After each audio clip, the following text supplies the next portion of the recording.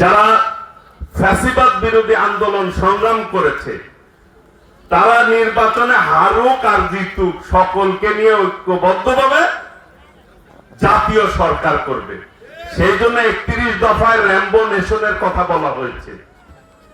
এখন তারা বিভিন্নভাবে এই নির্বাচন প্রলম্বিত করার জন্য পিয়ার পদ্ধতি বিভিন্ন ইস্যু নিয়ে তারা নির্বাচনের বিরুদ্ধে ষড়যন্ত্র করছে।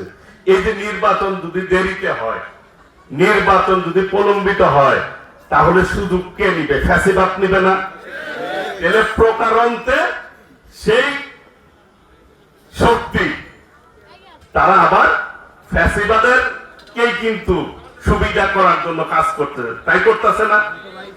কাজে ফ্যাসিবাদ বিরোধী সকলকে আগামী দিনে ঐক্যবদ্ধ থাকতে হবে।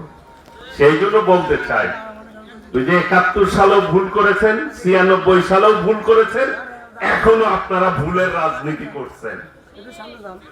কাজেই জনগণ থেকে বিচ্ছিন্ন যারা, তারাই নির্বাচন নিয়ে ষড়যন্ত্র করে। আর নির্বাচন নিয়ে ষড়যন্ত্র করে কোনো লাভ হবে না। হবে? হাসিনা যে ভোটের রাজনীতি ধ্বংস করেছে, হাসিনার কি লাভ হয়েছে? বিদায় নিতে বাধ্য হয়েছে। এখন মানুষ কি শেখ হাসিনাকে কি বলে? ফ্যাসিস্ট বলে, খুনি হাসিনা বলে। এখন পার্শ্ববর্তী দেশে বসে এই দেশের বিরুদ্ধে ষড়যন্ত্র করছে। কাজেই বাংলাদেশ যতদিন থাকবে, এই দেশের জনগণ বিএনপিকেই ভালোবাসবে এবং বিএনপি ততদিনই থাকবে ইনশাল্লাহ। কারণ বাংলাদেশের স্বাধীনতা সার্বভৌমত্বের প্রতীক কি দল হচ্ছে? বাংলাদেশ জাতীয়তাবাদী দল বিএনপি, যার হাতে স্বাধীনতা, সার্বভৌমত্ব, গণতন্ত্র নিরাপদ, সেটি হচ্ছে বিএনপি। সেই জন্য যতবার নির্বাচন হয়েছে জনগণ বিএনপি কে কিন্তু ভোট দিয়েছে এবং বিএনপি রাষ্ট্র পরিচালনার দায়িত্ব নিয়েছে। আজকে দুই একটি বিষয়ে টাঙ্গাইলের কথা বলতে চাই।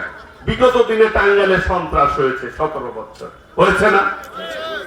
বিভিন্ন গ্রুপ, আমি কারো নাম বলতে চাই না, গ্রুপে গ্রুপে তারা এই টাঙ্গাইলে সন্ত্রাসী রাম রাজত্ব কায়েম করেছে, সন্ত্রাসী বাহিনী তৈরি করেছে। এইরকম বাহিনী কি বিএনপিতে আছে? নাই, কেউ বলতে পারবেন না। কাজে ইদানিং কিশোর গ্যাং, বিগত দিনের ফ্যাসিস্ট সরকাররা কিশোরগঞ্জ নামে একটি গ্যাং তৈরি করেছে, কিশোরদেরকে সন্ত্রাসের দিকে তাপিত করেছে। আমরা বলতে চাই, বিএনপি ক্ষমতা আসলে আল্লাহর রহমতে এই টাঙ্গাইলে কোনো কিশোর গ্যাং থাকবে না, বাংলাদেশে তো থাকবেই না, কিশোর গ্যাং থাকবে না।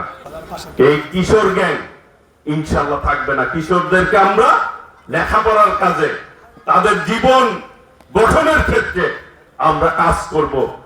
কারণ প্রত্যেক মা বাবা চায় তার সন্তান লেখাপড়া করুক, তার সংসারের ভবিষ্যতে হাল ধরুক। আমরা সেই পরিবেশ তৈরি করে দিব।